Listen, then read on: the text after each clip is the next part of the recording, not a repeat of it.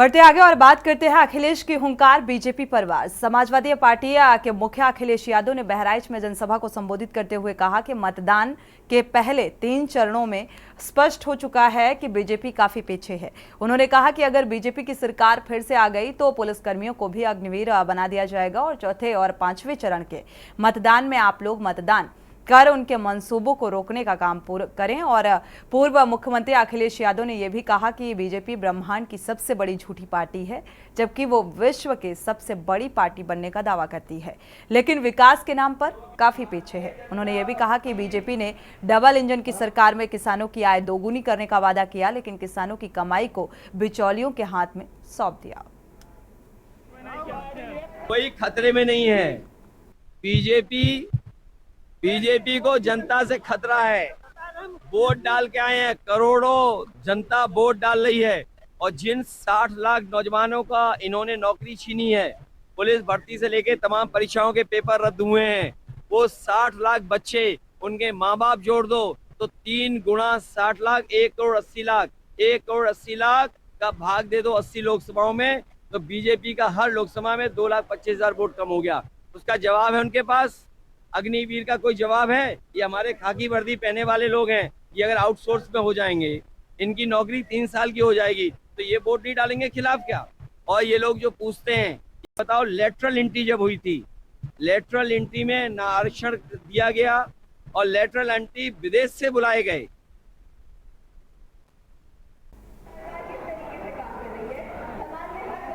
चुनावी जनसभा और इस बीच कई आरोप और प्रत्यारोप मरते हुए नजर आए। जिस तरीके से अखिलेश यादव एक चुनावी जनसभाओं से लगातार भारतीय जनता पार्टी पर निशाना साधते हुए नजर आए, उन्होंने साफ तौर पर कहा कि अगर Bharatiya Janata party double engine की सरकार जो है उसका इंजन खराब हो चुका है, और साथ ही अगर भारतीय जनता पार्टी एक बार फिर से काबिज होती है सत्ता में, तो जो वर्दीधारी हैं उनकी जो नौकरी है अग्निवीर की तरह हो जाएगी। फराज अंसारी बहराइच से संवाददाता जुड़े हुए हैं। फराज, क्या लगता है इस तरीके के बयानों से वोट बैंक को अपने पाले में किया जा सकता है? क्योंकि ये विश्लेषण करना अभी सही नहीं है, क्योंकि अभी आधा चुनाव बाकी है।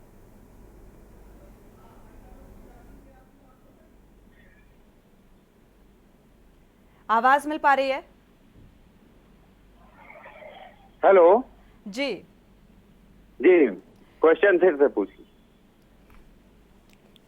अखिलेश यादव ने जिस तरीके से भारतीय जनता पार्टी को आड़े हाथों लिया, अग्निवीर योजना का भी जिक्र किया, लगातार इसको लेकर सवाल उठाते हुए नजर आ रहे हैं। साथ ही क्या लगता है इन मुद्दों के आधार पर जन समर्थन मिलता हुआ नजर आएगा? क्योंकि जीत का दावा भारतीय जनता पार्टी भी करती हुई नजर आ रही है और विपक्ष भी। जी बिल्कुल, बताना चाहेंगे कि आज जनपद बहराइच के गेंदघर मैदान में गठबंधन प्रत्याशी रमेश गौतम व भगत राम मिश्रा के समर्थन में अखिलेश यादव ने एक विशाल जनसभा को संबोधित करते हुए भाजपा सरकार पर जमकर हमला किया है, और वहीं परिवारवाद पर भी वो जो है बोले हैं, और भाजपा बसपा के पदाधिकारियों के ऊपर भी जो कार्रवाई पे उस पे भी उन्होंने तंज कसा है। बहुत से जो भर्ती है, भर्ती पे भी उन्होंने जो है बोला है, और जमकर विपक्ष पे हमला करते नजर आए हैं। अपने प्रत्याशी के समर्थन में वोट मांगते दिखे अखिलेश यादव। जी शुक्रिया इस तमाम जानकारी को साझा करने के लिए। तो अपने प्रत्याशी के समर्थन में चुनावी जनसभा को संबोधित करने के दौरान भारतीय जनता पार्टी पर निशाना साधते हुए नजर आए, जो चुनावी माहौल में लाजिमी है। बढ़ते आगे और बात करते हैं मान गए भीम ऑफर की थीम। समाजवादी पार्टी से लोकसभा चुनाव के लिए पहले प्रत्याशी घोषित किए गए भीम निषाद की नाराजगी आखिरकार खत्म हो चुकी है, और पार्टी ने उन्हें विधानसभा चुनाव लड़ाने का वादा किया है, और साथ ही उन्हें संगठन में प्रदेश सचिव से पदोन्नति देकर राष्ट्रीय सचिव बना दिया गया है। और ऐसे में भीम निषाद अब पार्टी का प्रचार करने को राजी हो गए हैं, और अब सुल्तानपुर समेत आसपास के निषाद बाहुल क्षेत्रों में पार्टी के लिए काम करेंगे। और भीम निषाद का टिकट काटकर जब से राष्ट्रीय अध्यक्ष अखिलेश यादव ने राम भुआल निषाद को टिकट दिया था, तब से ही भीम निषाद बेहद नाराज चल रहे थे। उन्होंने पार्टी में रहते हुए इस फैसले का खूब विरोध भी किया था। और सपा मुख्यालय पर भी धरना प्रदर्शन किया गया था इनके द्वारा।